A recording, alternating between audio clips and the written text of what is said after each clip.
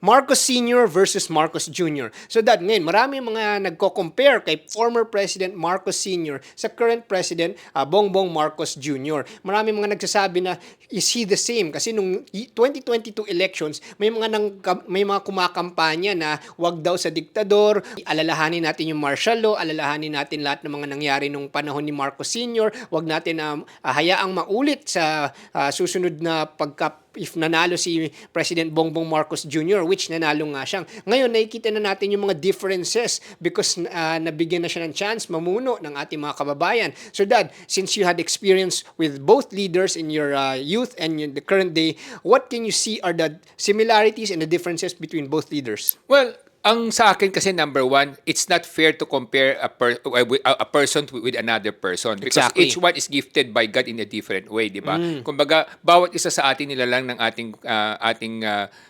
Panginoon, meron kanya-kanyang abilidad at may kanya-kanyang mga kahinaan o weaknesses, di ba? Hindi naman lahat perpekto. So lahat tayo may mga imperfections, lahat tayo may mga weaknesses, may mga misgivings. Pero unahin natin siguro yung mga medyo similarities and differences, no? Siguro, ang similarity lang diyan is that number one, the way the father talks, nakita naman natin na parang may similarity din sa the way BBM speaks in public. Exactly, No? So, Very nakikita naman eloquent. natin na parang pareho sila mag-deliver ng kanilang mga speeches, saka pati galaw ng kanilang ulo, pareho. Makikita natin, kuya hambing natin kay President Marcos Sr. at President Marcos Jr. Halos nagkakapareho the way they deliver their speeches. No? So, yun yung mga similarity. No? Now, number two, of course, siyempre, wag natin kakalimutan na may mga strengths yan, bawat isa. No? Kay President Marcos kasi, Senior, ang kanyang strength, kasi being a president kasi, normally there are three roles you have to perform. No?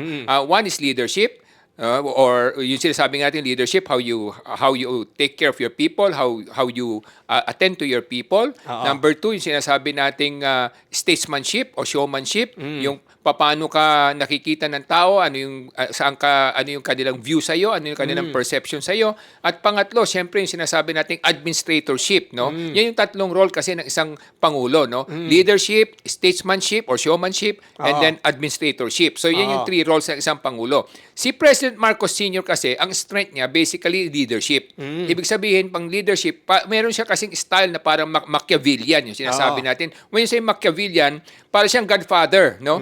So marunong siyang mag-alaga ng mga tao na magkakaroon ng utang na loob sa kanya at tinutulungan niya sila para sa ganun maging loyal sila sa kanya. Kaya nga nagkaroon tayo ng mga Marcos loyalists, di ba? Inaalagaan niya sila, inaasikaso niya sila, at talagang ang tingin niya sa kanila para mga anak niya o mga kamag-anak niya. Kaya nagkaroon siya ng mga Marcos loyalists. Ang kanyang weakness naman sa nakikita natin, less on statesmanship and less on administratorship. No? Pero he's strong also in administratorship kasi medyo hands-on din siya. Pero dun sa sinasabi natin statesmanship o showmanship, sa aking naalala, hindi siya kasing sipag na umaattend ng kung ano-ano mga events, no? Bihira mo siya makita sa mga events. He's more focused on leadership and administratorship. Yun ang kanyang dalawang main focus. No? Si President Bongbong Marcos Jr. naman, in fairness to him, he is a very kind gentleman. Nakikita naman natin, no? Katulad din ng tatay niya, very kind, no? Magaan ang kanyang kalooban, mababa yung kanyang kalooban, no? Ang tatay niya lang, siyempre, ang challenge doon is pag na-cross mo, pagka meron kang ginawa mali sa tatay niya, talagang alam mo, mapaparusahan ka, masasaktan ka talaga, di ba? Kay Bongbong Jr. naman, medyo mas mapagpatawad. Mas nakikita natin, mas mababa yung kalooban, mas humble, mas kind, mas gentle, no? So, yun ang kanilang mga differences and similarities, no? And then, of course, ano yung strength ni President Bongbong Jr., no? Ang kanyang strength is more on statesmanship and showmanship.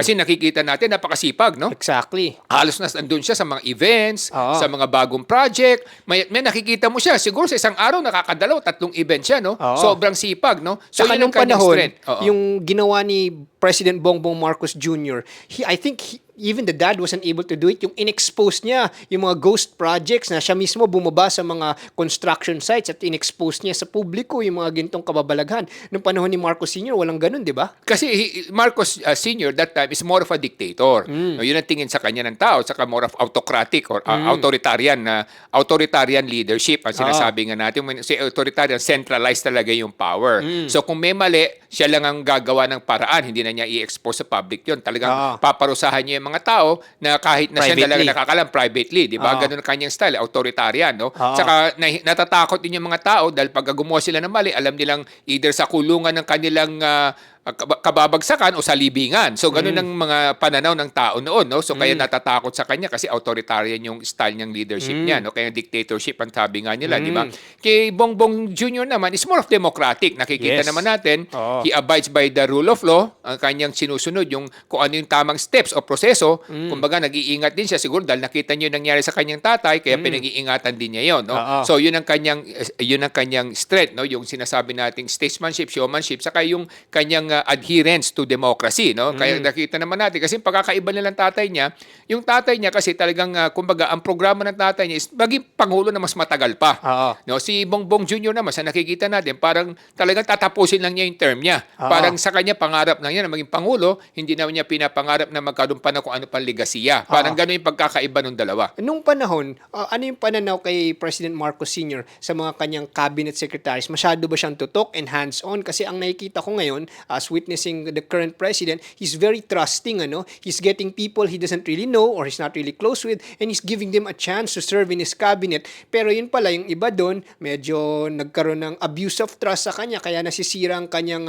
trust rating kasi parang naisahan ng ating presidente ng mga taong mga pinagkatiwalaan niya sa kabinete. So, nung panahon, Dad, anong difference na style ng President Marcos Sr. when it comes to choosing and selecting and managing his cabinet? Well, yung panahon kasi ni President Marcos Sr. sa aking pagkakaalala, most of his cabinet members, yung mga technocrats na tinatawag natin, kaya nag-uso yung salitang technocrats. When you say technocrats, these are professional managers or professional people who are respected and reputable. So yun ang kanyang style, no? So sila yung namamalagad o namamahala ng kanyang mga different cabinet members. Bibihira kami makita ang politiko na naupo sa kanyang kabinete. Mas marami, siguro I would say at least more than 50% mga technocrats. I see. When I say technocrats, mga professionals, mga aral, mga may experience as managers, as professionals, as skilled people running the different departments, no? Kay President Bongbong Marcos Jr. kasi nakita natin mostly karamihan mga politiko ang naiupo niya sa Or kabinete political niya. link. O political link, no? So number one. Number two, under President Marcos Sr., the way we see it, mas hands-on siya. Hands-on yung kanyang management ng mga tao niya, no? So he has to know everything, no? Ganyang style niya, kinakailangan alam niya yung nangyayari, di ba? Ang tingin ko nga sa kanya, masyadong detalyado yung pagkatao, yun ang aking basa, no? Si Bongbong Jr., nakikita natin more of hands-off, no? So hands-on yung isa, hands-off naman itong isa. Very trusting. I would say he delegates more, no? Rather than be very hands-on or be kumbaga involved in the overall management of every department. No? So he is more into statesmanship and showmanship rather than administratorship. Yun ang kanyang nakikita natin mga, kumbaga, he is less in administratorship, he is more in statesmanship. And also he is less in leadership, no? Kasi nga nakikita natin parang sa kanya, for as long as he does his job, he doesn't care about the people na kung ano man yung kanilang issue, whatever their concerns as a person, no? Kaya nga siyempre iba, parang feeling nila detached, kaya nga maraming nagiging sinasabi nating mga tumitiwalag na kasama niya at medyo hindi natutuwa sa kanya o naiinis, no? Kasi nga parang naging detached siya sa kanila, di ba? So kumbaga kasi ang leadership kasi katulad sinabi natin, merong style yan na dapat para kang tatay din na inaalam mo yung problema ng bawat isa, tinutulungan mo ang bawat isa ng mga tumutulong sa iyo at mga tao mo na nagtiwala sa iyo, at para sa ganun maramdaman nila yung damdamin mo. Siguro yun ang nakikita natin na parang he is less of that. He is more into going around, making sure na nakikita siya ng tao at na naririnig niya kung ano yung gusto ng ibang tao, yun lang. Pero after that, hindi niya nga na bibigyan ng atensyon yung mga taong ka-team niya. Kumbaga, meron kang koponan, yung mga team members mo, saka mga teammates mo, dapat yung meron silang damdamin with you. So yun siguro medyo hindi niya na-establish ng maayos. Kaya nagkakaroon ng maraming negative consequences sa mga tao niya. In terms of geopolitics, how would you compare President Marcos Sr. and President Marcos Jr. today? Well, President Marcos Sr. kasi as I said, is a Machiavellian, no? Para siyang godfather ng style niya, no? So, ang kanya is he establishes relationships with everyone, di ba? Ganun ang style niya eh. Hanggat maaari, hindi niya inaaway ang kung sino man, ano? Ang inaaway lang niya yung mga maaway sa kanya. Pero kung hindi siya inaaway, hindi niya inaaway, yun ang style natin. No? Ganun naman si Bongbong Jr., kung makikita natin, he is a very kind gentleman, very peaceful gentleman. Pero siyempre, ang problema lang dito, minsan pag inaapi na siya, siyempre, kinakailangan medyo he has to speak up also as a leader of the nation, di ba? Yun lang mga nakikita nating strengths and weakness. But of course, in fairness to both, each one of them is gifted in a different way, di ba? So, at saka pangalawa, katulad sinabi natin, to be a president, that means to say may basbas yan, may blessing ng Panginoon yan, di ba? Exactly. At pangatlo, kung nanalo naman siya ng maayos, dahil binoto naman siya talaga ng tao, di siyempre, dapat nating respetuhin din yon. Now, comparing the two, what are the benefits of the leadership that each one brings to the table? How can you compare it that one can, both of them I see bring benefits to the Philippine society, and can you break it down? Well, number one, under President Marcos Sr. kasi kung nakikita natin, if he only ended his term based on his constitutional mandate na dapat nagtapos siya noong 1973, I think he would have been regarded as one of the best presidents of the Philippines. No? Kaya lang naging problema sa kanya, in-extend niya nga through martial law at nagtagal hanggang 1986. So that additional 13 years had really given him a very bad reputation. No? Because along that way, nagkaroon na maraming abuses. Because of that program nga of wanting to be president for a long period of time. But if he could have ended it in 1973, definitely he would have been he would have left a very, very good legacy during that period. No? So, si President Bongbong Marcos Jr. naman, nakikita naman natin, talagang he adheres to the democratic rule of law. No? Kaya nga Exactly. mukhang tatapusin lang niya yung kanyang term hanggang 2020, and after that, he will leave behind whatever he has done. No? So yun ang dalawang issues dito. Then, of course, siguro number two, ang maganda lang kasi kay President Marcos Sr., no? Meron siyang parang vision. No? Yung vision niya, kaya nga nagkaroon tayo ng mga iba't ibang mga project dito. Nagkaroon tayo ng Heart Center, nagkaroon tayo ng Cultural Center, nagkaroon tayo ng National Kidney Institute. Kasi nga yung mga ganun kanyang programa, no? Folk arts, no? So may mga ganun siyang programa, may mga vision siya how to make the Philippines a progressive country. Nasira lang talaga doon nagkaroon ng martial law. Yun lang yung naging issue dito. Kay President Bongbong Marcos Jr. naman, nakita natin, bagamat magandang hangarin niya, pero nagkurang kasi sa hands-on management, kaya yung iba napagsamantalahan tuloy. Kaya nagkaroon tayo ng mga flood control ganito, scandal, everything. But again, meron pa naman ilang taon na natitira at nakita naman natin parang nagising na rin siya sa mga nakita niya pagkukulang at nakita naman natin na talagang gusto niyang ituwid. No? So sana panalangin natin na matuloy ito at pangalawa, siyempre yung mga gumawa ng kamalian ay magkaroon ng pananagutan. And one of the things that I can see other than that is yung mga benefit na the current Bongbong Marcos Jr. compared to the previous is that he respects the rule of law. Although may mga ibang kalaban niya na nagsasabi na de facto martial law daw, parang inuulit niya yung ginawa ng tatay niya. Pero in fact, medyo iba kasi in the current President Bongbong Marcos Jr.'s current regime, if correct me if I'm wrong, he's going through the process. Like example, all those who are going against the law or yung going against crimes or going through criminal mga corruption and other criminal activities, he's actually going through the rule of law through filing cases and making sure that everyone has evidence against them, or making sure that the rule of law is followed in terms of incarcerating and jailing or going after the opponents, or not just the opponents, but the opponents of the Filipino people, of those who are committing wrongs and crimes and corruption in society. But as I read through my history books during the time of martial law, there was no such thing as a court of law. Parang nasuspend yung writ of habeas corpus. So if you're just suspected of a crime, is it true na pwede ka lang damputin and put to jail without any evidence? Ganun ba yun, Dad? Correct, no? Kaya nga nung panahon medyo at the outset of martial law, talagang bumaba yung criminality sa ating bansa, no? Very very peaceful, no? Halos wala ka nang makita mga gumagawa ng mali o mga magnanakaw. Nabawasan talaga ng malaki substantially, no? So parang ganoon din nangyari kay President Duterte during his first 2 years, di ba? Ganoon, medyo natakot yung mga tao kaya nabawasan din, no? So may mga similarity in terms of authoritarian leadership, di ba? Pero ang problema lang kasi doon, there's a tendency na yung mga taong ginagamit mo to go after these bad people will become bad themselves. Because if they go after bad people breaking the law, then eventually they'll become the lawbreakers who will also hurt other people. Exactly. And we saw that also with President Marcos Sr. We saw that also during the time of President Duterte, di ba? May marami siyang mga opisyalis na maabuso rin at yung mga gumagawa ng kumbaga labag sa batas na gustong patayin o saktan yung mga kriminal, eventually sila din na nagiging kriminal, no? So and then eventually lumalaki itong parang monster, no, that it becomes very difficult to manage.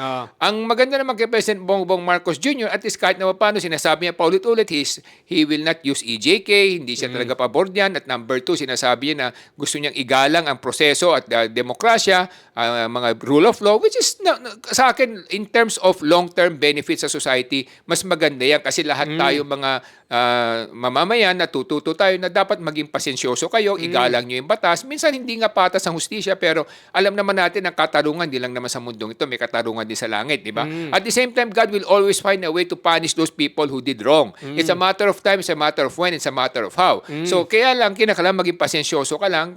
Nakita naman natin yan sa mga nangyaring krimen sa ating bansa, di ba? Eventually, nahuhuli din yung mga gumawa ng mali, di ba? Eventually, talagang it will come out. Kaya lang, you have to go through a very patient, kumbaga, period of time. No, you have to be very patient in waiting so that you can see justice. But you have to fight for it also, di ba? Hustisya, kinakailangan pinaglalaban mo rin. So yun lang siguro nakikita nating advantage with President Marcos Jr. At least kahit na paano ang mga mamamayan may kapanatagan ng kalooban na alam nila kahit na paano merong hustisya, bagamat meron pa rin mga injustices, pero kahit na paano yung Pangulo sumusunod sa tamang pamamaraan o patakaran. No? So yun ang importante lang dito. Oo nga, so yun nga yung nakikita ko kasi contrary to what most people were earlier, disseminating na President Bongbong Marcos Jr. could become like his father. In fact, he's becoming to be a very democratic leader, and that's one of the key differences between him and his father, because ang nakikita ko, President Marcos Sr., based on my history books, he was trying to shortcut things. That's why by declaring martial law, he wanted to fix the country very fast. But it created, a spiral that the people he used to fix the country very fast became the problems of his administration and abused his administration, and of course it ruined his reputation. Unlike the current president, Bongbong Marcos Jr., he's very democratic. In fact, ironically, contrary to what the earlier campaigners against him were saying, he's actually respecting the 1987 Constitution. He's actually going through the rule of law.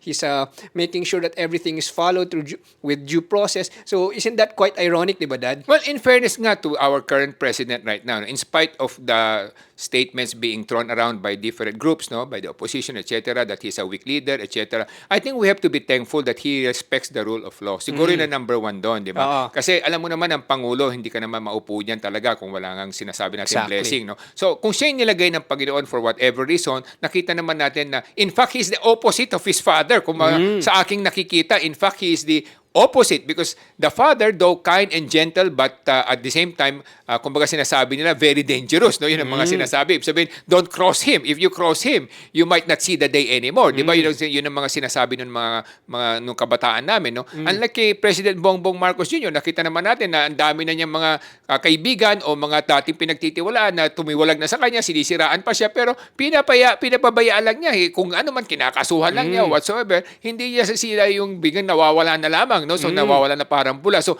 nakikita natin exact opposite nga sila nung tatay niya. Which is actually very good for democracy to prevail. Yes. We need leaders who will respect the rule of law. Exactly. So yun naman ang maganda pinakita niya. He might have some weaknesses here and there, but at the end of the day, we should be thankful that we have a leader who respects the rule of law. The rule of law and the democratic processes that Yes. is enshrined in our Constitution. Kaya mga kababayan, kaya napaka-importante ng edukasyon kasi maraming mga misinformation na kumakalat, comparing people to that one is the same as the other. But if people are educated, people will know the difference of which is right and which is wrong. So that's why we believe that education is still the key para umangat ang bawat Pilipino. Kasi pag may edukasyon, malalaman nyo kung ano yung tama sa mali. Pag edukado ang Pilipino, malalaman nyo kung sino dapat ang boto at ang sino dapat ang mali. Kaya edukasyon ang solusyon sa ating bayan. Para sa edukasyon, ako si Morgan Sain, yung coach ng bayan.